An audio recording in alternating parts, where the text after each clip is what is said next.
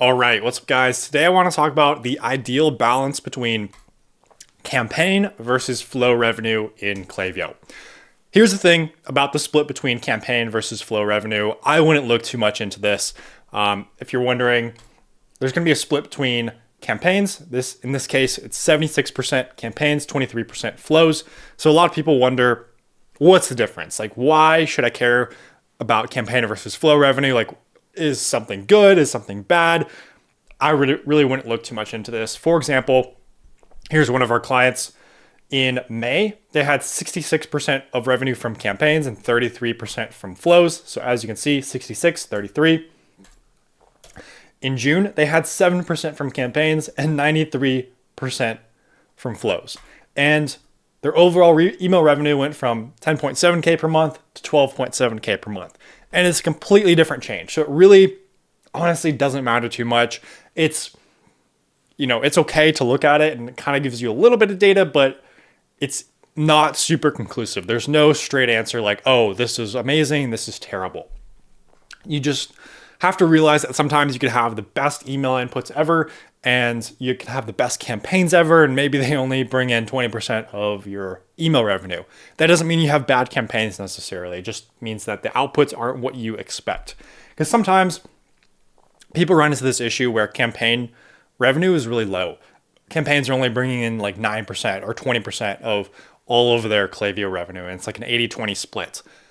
The thing is, your campaigns might get the person to the site, and then the flow is sent after that, and they abandon their checkout or their cart, and then that flow takes the credit. Especially with larger ticket items that aren't an impulse buy, your abandonment flows are probably going to be doing a lot of the heavy lifting there, where they get the email first from the campaign, and then they kind of go through that buying decision. And if that buying decision for especially, a higher ticket item takes more than 30 minutes or more than 90 minutes, depending on your flow delay, and then they get sent the flow and they open that flow,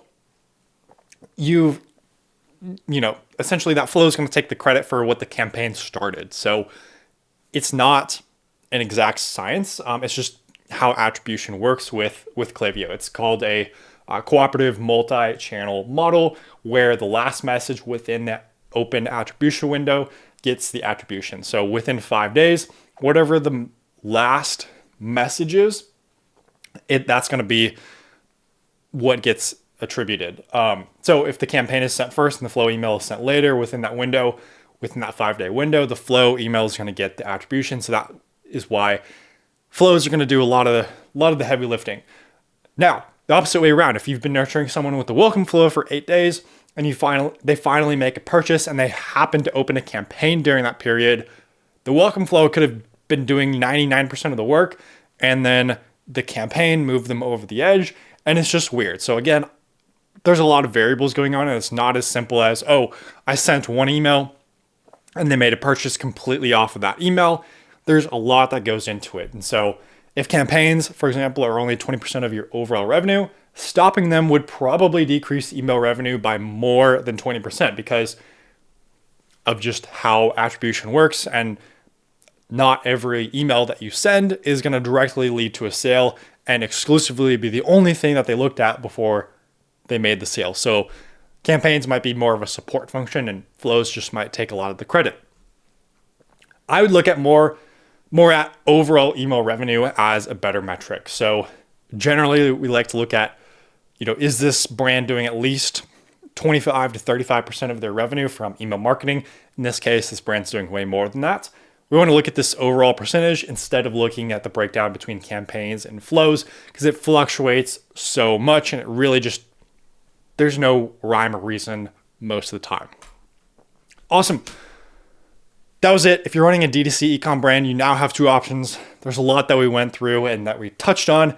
So if you want to try to implement everything yourself and try to optimize your email marketing and add revenue and add profit all by yourself, you can definitely do that. Or you can hire a team of experts, take it off your hands, run up your email marketing revenue.